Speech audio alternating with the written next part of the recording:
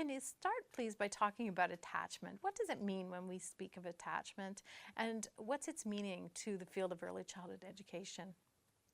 So attachments, thanks Lois, is all about relationships. Babies, the research shows, babies need to have significant adults in their life who respond to them in loving, nurturing, predictable ways, but particularly when they are upset and distressed, they need to have somebody who will respond and pick them up, soothe them, try and figure out what's going on with them.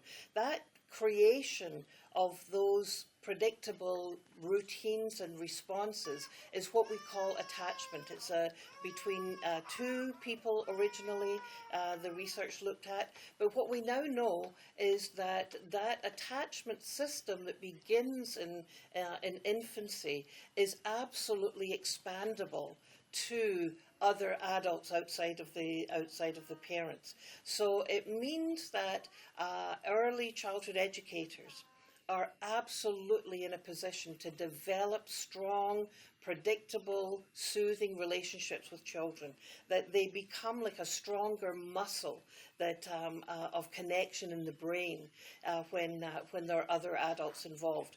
So what the research says is that when you have what's called a secure attachment, that means the world is predictable. If I'm upset, somebody is there.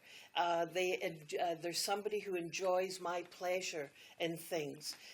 Warm, responsive, predictable caregiving, then you are secure in the world. You're secure in doing what babies and toddlers need to do, and that is grow and explore. So that's secure attachment. We long for that. That's what we hope for. If that doesn't happen, if the parent or the caregivers are not predictable, that sometimes they respond to the baby and sometimes they don't respond, those babies can become insecurely attached. They are more clingy, they're more dependent, they're less able to learn how to regulate their own tension and energy and emotion. And so insecure attachment is something that we worry a lot about, but we know that if a baby comes into a centre that is high quality, nurturing, building relationships, that they can in fact develop secure attachments to their caregivers, even if they have an insecure one with their parent. So the opportunity for growth and development is absolutely massive. So there's some key messages for our educators that work perhaps in an early on program, which may be the first place that a family visits with their child, or for those in the child care programs where they're supporting the family in returning to work or school. Yeah, so I think in the early on centres, it would be essential for the educators to be talking to the parents about attachment, about the importance of what I call relational health. How is the baby learning to relate to you? How are they learning about how safe the world is, how predictable somebody is coming to help soothe me? So I think it's really important that the early on educators are well aware of attachment and the importance of that as a relationship, because that's what grows the brain. You don't explore and learn new things if you feel on guard all the time. Mm-hmm. So that's really important. But I think the other aspect of things, expanding the baby's horizons, as it were, by having relationships with other people other than their primary mum, dad, partner, is also very important for babies to learn that there are many relationships that they can have that are predictable. And that even includes having opportunities for gatherings where babies are sitting around with other babies and seeing what they're doing and learning from them. So it's the building of relationships and connection in a respectful manner that is absolutely the core of a high quality infant and toddler care. So what I'm hearing is multiple relationships are a good thing. So if a child was demonstrating a preferred connection to one adult, Do we want to respond to that, or do we want to shift that? Can you speak to that, please?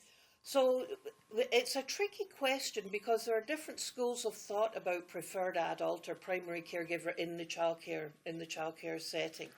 What we want to do always is to respect and observe acutely the baby's behavior, their movement towards, and always respect that movement. The issue becomes challenging when if a baby, and temperamentally, we'll talk about temperament, but temperamentally, some babies are more intensely connected to one person. You absolutely respect that. But you want to be opening the door of possibility to be able to connect with other adults. So if you've got a baby who is intensely attached to one or have a relationship with one adult, you want to bring in other adults to share the joy, to share the experiences, so that they can be shifted to more than one. Why? Because practically, what happens about vacation? If a baby is just stuck on one person, then how can they learn how to accommodate it? But number one is you follow the baby's lead, you trust and respect the baby, and then you try and do the expanding of that. So it has implications for transitioning into childcare. So the way to do that ideally is to have multiple visits, multiple predictable routines. This is how we have people come. You come and visit, and the teacher is there and saying, "Hi, how are you? I'm so happy to see you," and takes them to and shows them the different parts of the classroom, gives them back to mum, dad, or partner, and that happens over multiple times. And there's a routine. It's predictable. That changes the baby's brain. Also, it's important that the caregiver and the parents make good serve and return as well, so that the parent says, "My baby's safe here. I can trust these people to look after them." So there's a relationship that also has to develop at the caregiver to adult level as well. Thanks so much, Jean.